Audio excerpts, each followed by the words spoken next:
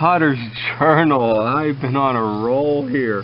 I just finished throwing the pieces to assemble as some Madura style pots, the pottery in southern France where Picasso worked. I just finished doing a book review in the last video. Really enjoyed that book, so I picked up another one, Picasso Ceramics. George Ramie, published in 1974, so it might have been a race, you know, to photograph all the work and get this out. We'll see what I think of that. I've also been pretending I'm on the Mediterranean here and sneaking into my neighbor's yard when they go out. So I need to be listening carefully so I can hear when the car comes back. Might have to make a sudden dash out of here. And all the pieces made in the last video ready to assemble. This is just a potter who's a big Picasso fan, wanting to try to make some of the pots that came out of the Madura studio. Picasso wasn't the potter, he's the one that made the art out of them. This is, I am making these handles from the big ring, and it looks like it needs some more width there so you can get your hand in. So I am rocking it. If you just bend it, it'll break, so I'm rocking it back and forth, putting some pressure down. In about around 47, he worked, the town of Valluris, France, was doing a art pottery revival thing, and he got into the Madura Pottery Studio. George and Suzanne Ramie, I believe she was the ceramic artist, he was the kiln master. And on these things, I've never done this before, where you just throw a solid ring of clay to make a handle.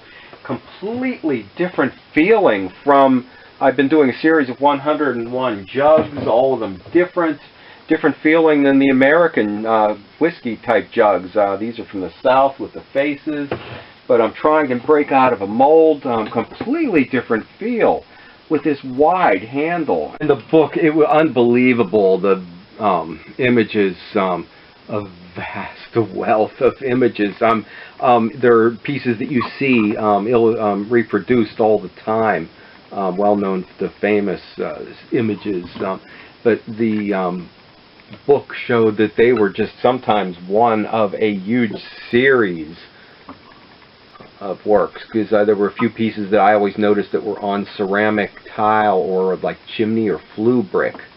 I noticed that because I do a lot of sculpture with extruded pipe, and I always thought, oh wow, this is the same thing I work with, and only had seen a handful of pieces, thought that was all there was, but there were big series of them. And I'm going to make a little coil to put around here.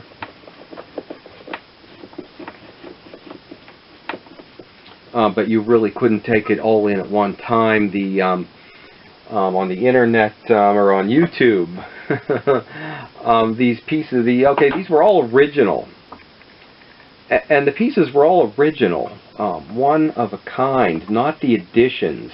That the edition pieces were made so that at the time everybody could afford to have a Picasso.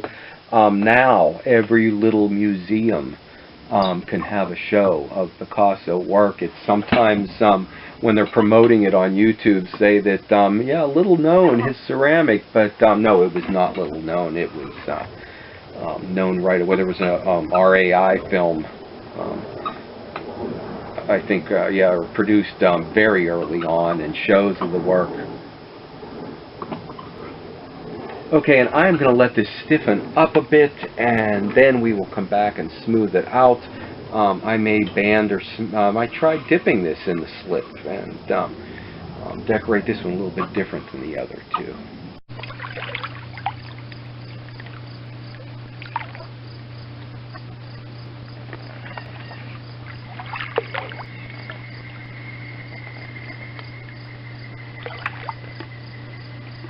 This is the Aztec vase from the Madura pottery. The donut ring I just line this up on here. I've never done this before, and take this and put a mark down the side of it, and cut off the bottom piece. And let's see how this works. So now the words in the book. George Ramie, imagine having Picasso work in your studio. I've, experienced working with a few people when I was about 21 or 25, we'll say. Worked with the Pittsburgh artist Marie Kelly, and just had the sense that, oh wow, I'm looking over Picasso's shoulder, and I don't, when I cut this out, want to drop it into the pot. It needs to come out. And yeah, the old master, a mentor, friend, Jerry Kaplan, who I worked with for many years, and there were a few times watching him work on a piece, thinking, oh wow, this is like looking over the shoulder of Matisse or Picasso. Anxious to get to the words in the book and just hear what George Ramie had to say.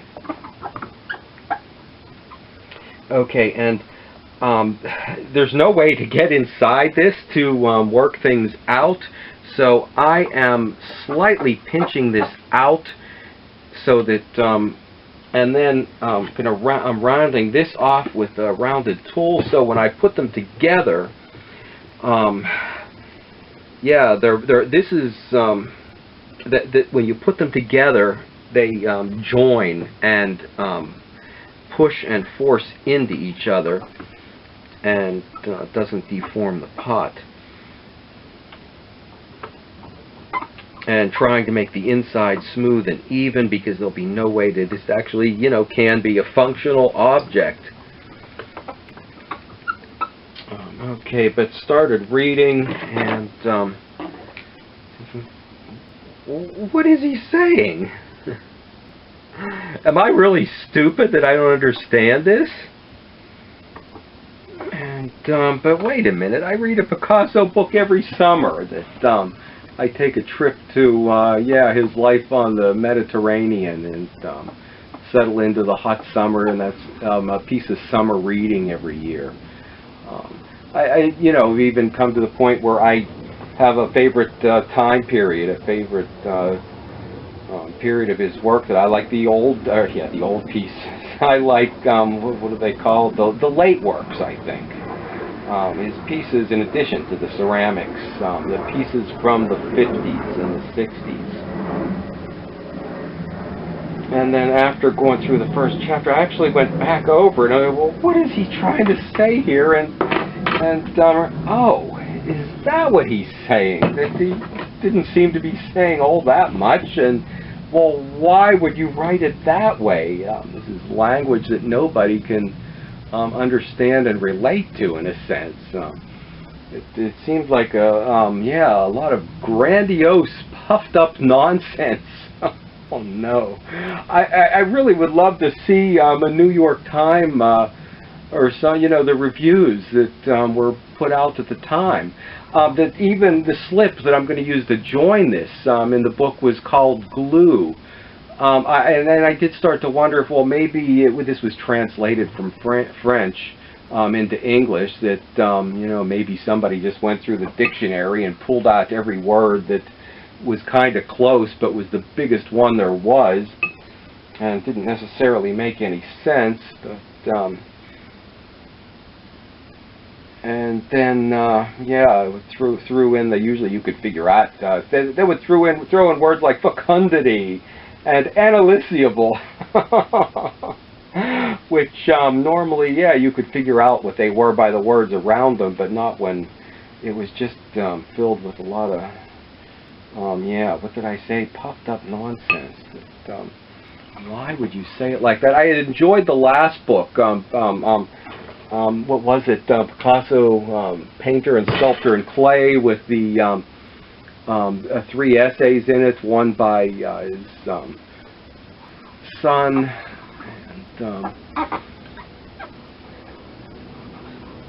and finally, maybe did get into his style a little bit and got a little more comfortable with it. when he started explaining about but I was looking for more Picasso, that there seemed to be very little of him in the words. And then finally, since his thing was the kilns, his wife was Suzanne Ramie, was, I think, the artist potter, and that side of the business. He was the kiln man. When we got to that process, it seemed like it got a bit more down to earth, but he's finally writing something that you could touch a person, and it was Jean Cocteau. I forget who he is in Picasso's crowd. I'm looking for Picasso, and we find Jean Cocteau. And then, you know, we are now into the firing and his bit of it. And I'm reading that and thinking, oh, wait a minute, you know, it's not me. That this is a description of the firing process. This is a description of the wood burning. This is a description of reduction, firing. This is a description of, you know, pulling your pieces out of the kiln, the anticipation. This is, you know, something that was new for Picasso, something that he obviously grasped relatively quickly. And this is where I knew for sure it wasn't me, it was his writing. That, I mean, well, who would ever describe the process like that? I really would love to see the reviews of the time. I only came up with reviews on Amazon, so I'll have to do some more research on that. Or maybe somebody can explain, yeah, his writing style to me. And this is the first time I've ever done this. I did sculpture for 25 years. This is my third year back to throwing. That I finally realized that, you know, after doing the sculpture, that putting pieces together is something that I'm able to do after, you know, the many years of working on sculpture. What I didn't throw is the little top part here, so I'll have to cover this up real good and throw and attach that yet. And this was called, in the book, at the Madura Pottery, this is one of the Madura Pottery forms, an Aztec jug. A friend had loaned me a book on Pre-Columbian work, which I looked over last winter and thought, oh wow, isn't that interesting that the same form has developed over two different cultures, but then found out that the Madura Pottery did find this from, take the influence from the Pre-Columbian pieces and called it the Aztec. And this piece, thrown solid, not a donut hollow like the top part of the vase, and I've never done these before either, so if you want to do these, I'd say you'll have to go to Earth Nation, because he's actually, I think, done demos and explained how to do it. But yeah, it wasn't that bad. It worked out.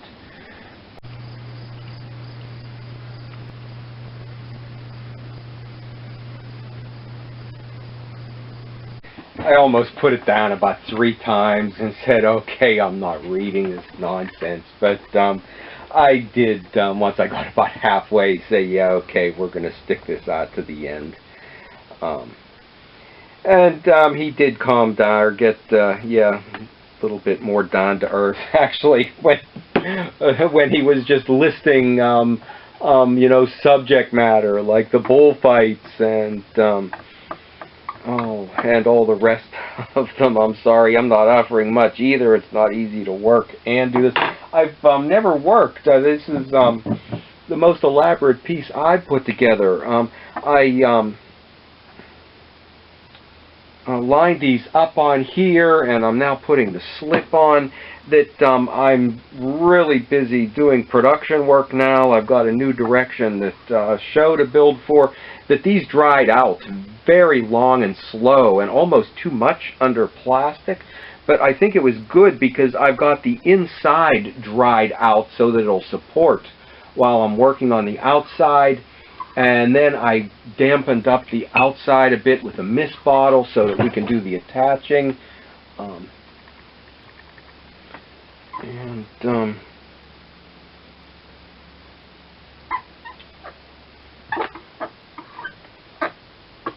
would say that, yeah, the book is definitely worth reading. I did like the last book review, the Picasso Ceramics, or no, Picasso Painter and Sculptor in Clay, a lot better.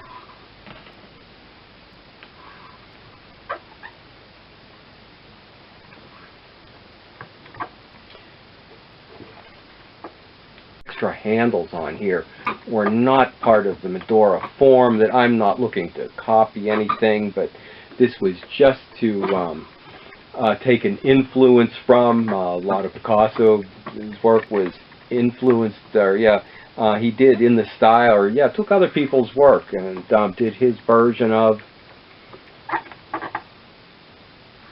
And this is really taking me on beyond my normal work and in a bit of a new direction. So I said I'm doing a series of 101 jugs. They're all different. To find the rest of that series, you can hit hashtag 101 jugs, or for another, if you could call this a book review, a hashtag for that too, or just for more of my channel, Potter's Journal.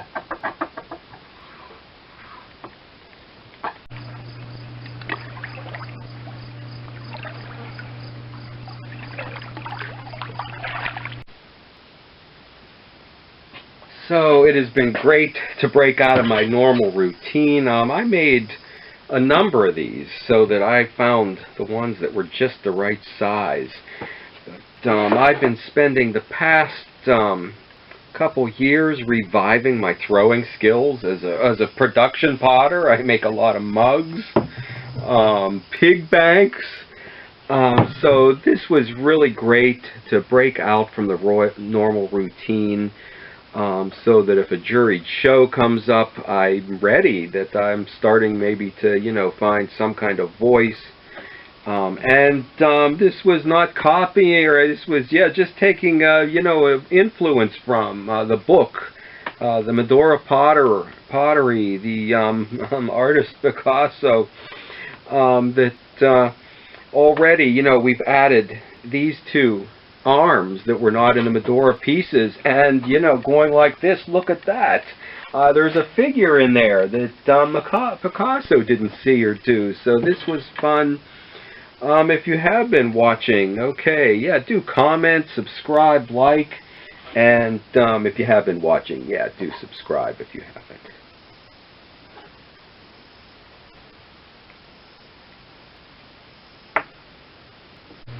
So long in the planning. I can't believe this really happened. I feel like I'm on a roll now. However, this is supposed to be a positive channel. I can't believe what I said about George Ramie's Picasso Ceramics. But I'll try to clean it up and say, like a grand, huge, large canvas of a Napoleonic battle with the horse and the sun, and everybody looking pristine, and a picture that says absolutely nothing about war or the battle. And I felt like I was on a roll with the first book. This one really surprised me. I may have pushed my limit too on being here. I hear that car.